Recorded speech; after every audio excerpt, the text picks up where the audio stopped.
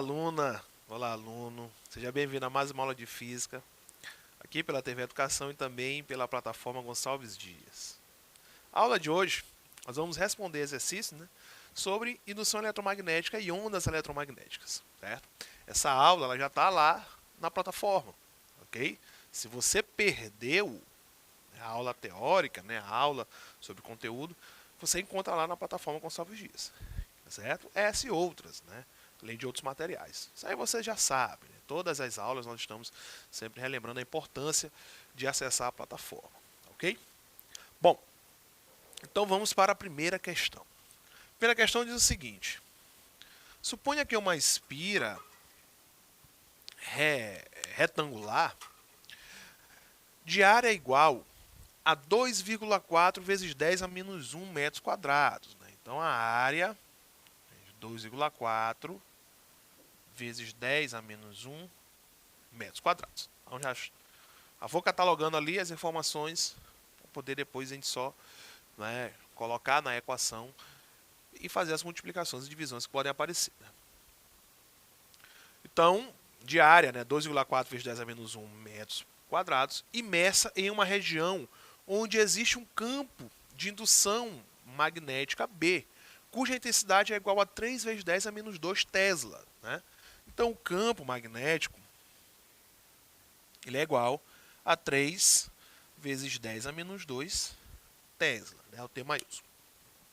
E isso perpendicular ao plano da espira, certo? Perpendicular ao plano da espira.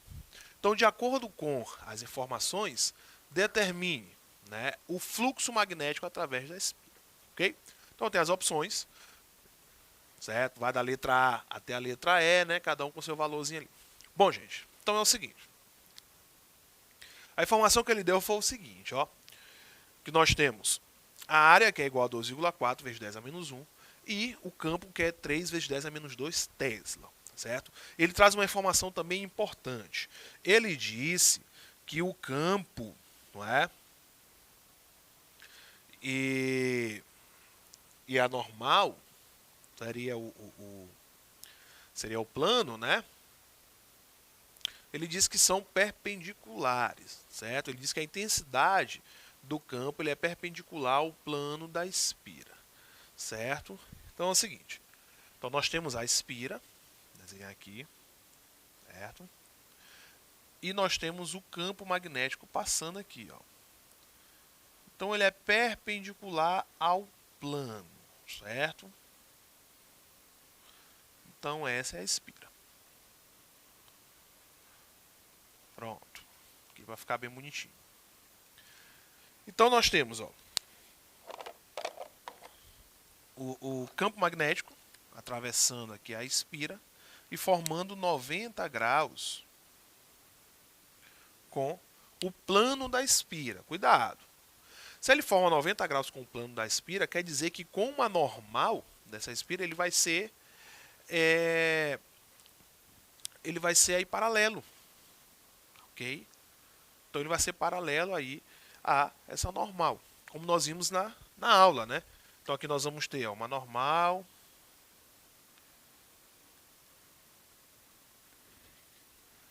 então ele vai ser aí paralelo a ele. Isso quer dizer o seguinte, que o ângulo entre eles é um ângulo de 0 graus.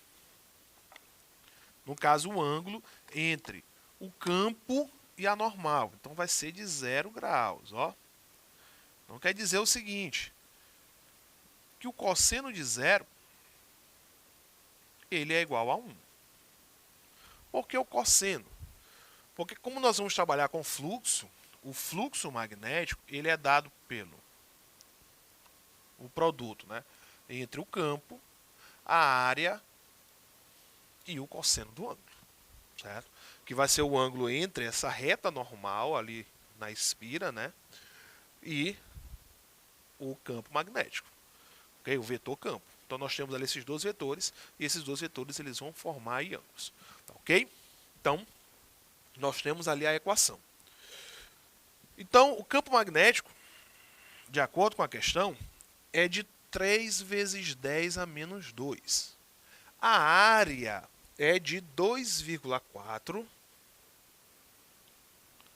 vezes 10 a menos 1, vezes o cosseno de 0 graus, né? Que nós já sabemos que é 1. Então vai ficar o seguinte, ó. O fluxo vai ser igual a 3 vezes 2,4, né? 3 vezes 4 vai dar 12, então vai 1. 3 vezes 2 dá 6, mais 1 dá 7. Então nós fizemos esse produto, ó, 3 vezes o 2,4. Okay? Agora nós vamos fazer este produto aqui, ó, que é o 10 elevado a menos 2 vezes 10 elevado a menos 1. Né? Então vai ser, ó, vezes 10. Ó. Menos 2 com menos 1 vai dar menos 3. Lembrando que o cosseno de 0 é 1. Não é isso? Então esse 1 na multiplicação não vai ter diferença nenhuma. Né? E a unidade, né? Então, o fluxo magnético, né? Ele vai ter esse valor, que é de 7,2 vezes 10 elevado a menos 3. Tá ok? Viram como é facinho? Resposta nós encontramos lá na letra A. Não é isso? Então, resposta, letra A. Questão bem fácil, né? Questão simples. Então, fazendo a análise, né, da espira, juntamente com o campo magnético, cuidado, porque ele diz que é perpendicular. Você poderia dizer, então, que seria, por exemplo, cosseno de 90. Aí, cosseno de 90 seria 0. Aí você ia colocar 0 e ia ver que o fluxo ia dar 0. A questão estaria errada. Então, tem que ter cuidado quanto a essa perpendicularidade que ele está dizendo. É perpendicular ao quê? No caso, é ao plano da espira. Certo? Não ao vetor normal a essa espira. Então, se ele diz que é perpendicular à espira, é porque ao vetor normal dessa espira ele vai ser paralelo. Tá certo? Então tem que ter cuidado. Então a questão 1, né, vencemos, né, está respondida. Vamos passar para 2. Questão 2 diz o seguinte: suponha que uma espira quadrada, né, de lado igual a 2 centímetros seja colocada em um campo magnético uniforme, cuja intensidade vale 2 Tesla. Então determine o fluxo magnético nessa espira quando ela for colocada perpendicularmente às linhas do campo magnético. Okay? Bom, então vamos lá. A questão 2. A questão 2 ela é bem semelhante à questão 1. A situação é basicamente a mesma. Então, nós temos uma espira quadrada. Vou desenhar ela aqui de uma certa forma que a gente consiga ver depois o fluxo magnético, certo? Então essa espira, ela tem lado 2 centímetros. Então 2 centímetros e aqui também é 2 centímetros, ok?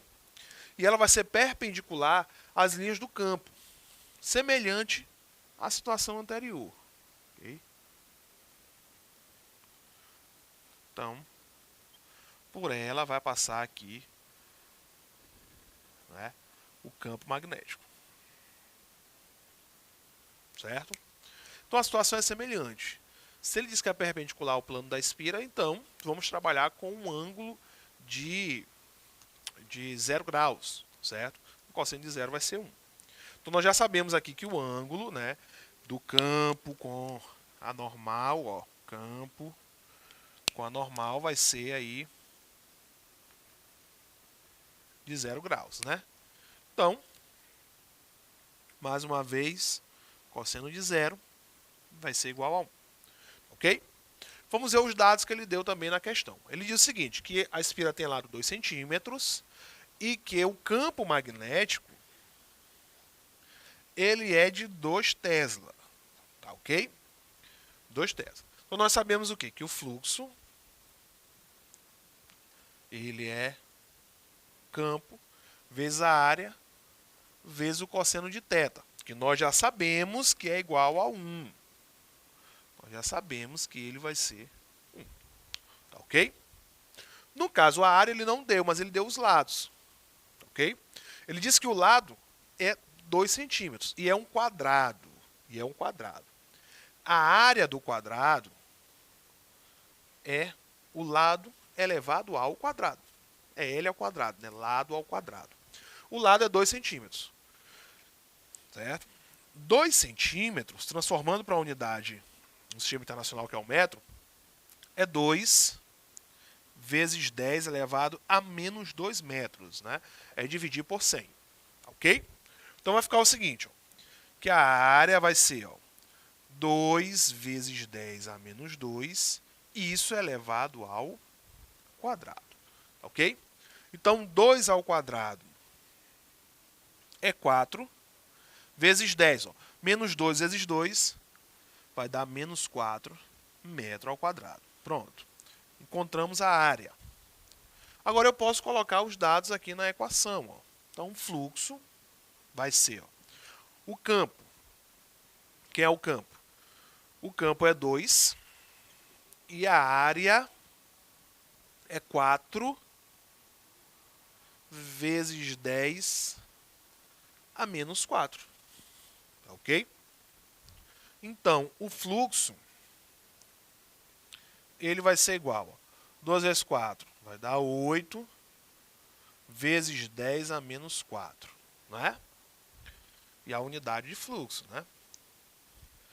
Então, o fluxo ele vai ser igual a 8 vezes 10 a menos 4. Certo? Vamos fazer a transformação porque lá nas unidades a gente não encontra nenhuma informação dessa. Né? Então, é o mesmo que 0, não é menos 4. Então, nós vamos fazer 4 casas após a vírgula. Né? Parando certinho a quarta casa no 8. Então, vai ficar 0, 0, 0, 8. São 4 casas após a vírgula. Né? Ok? Então, essa é a nossa resposta. Nós encontramos essa resposta lá na letra E. Ok? Então, a segunda resposta, a letra E. Bem simples, né? Bem parecida com a primeira questão. Certo? Muito parecido com a primeira questão. Ok? Então, a questão 2, resposta, a letra E. Certinho? Vamos para a terceira.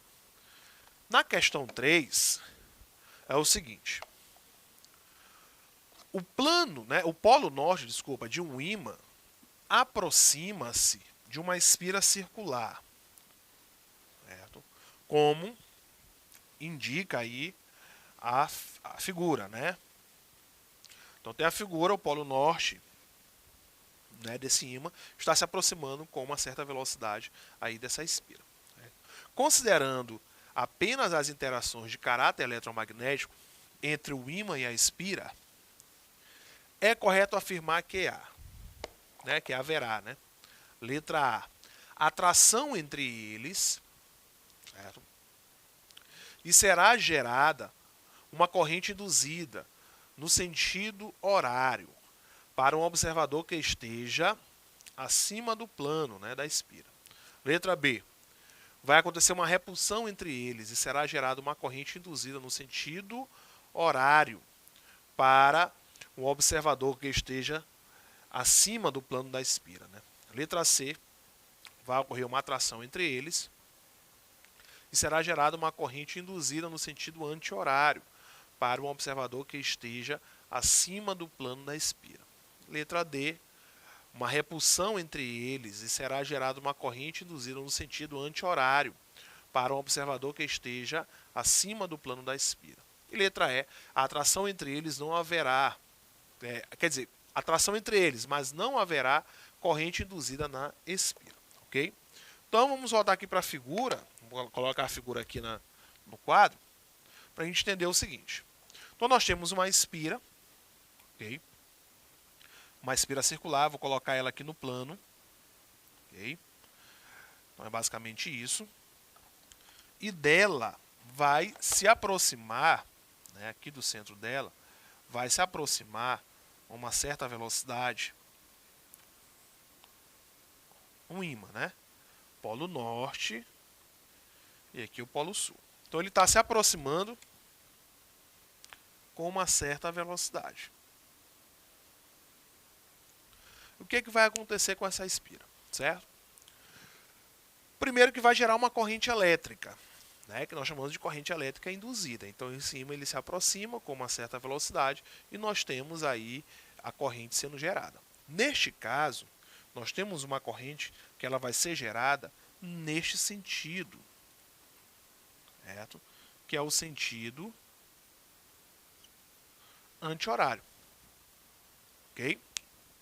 E se nós utilizarmos a regra da mão direita para campo, nós vamos perceber o seguinte, que neste sentido, né, que é o sentido anti-horário, ele vai estar saindo do plano.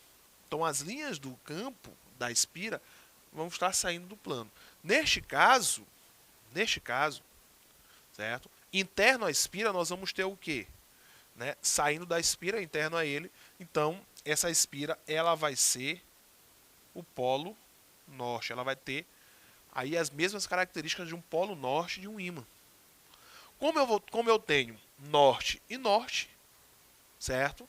O que vai acontecer entre a espira e o meu ímã vai ser uma repulsão.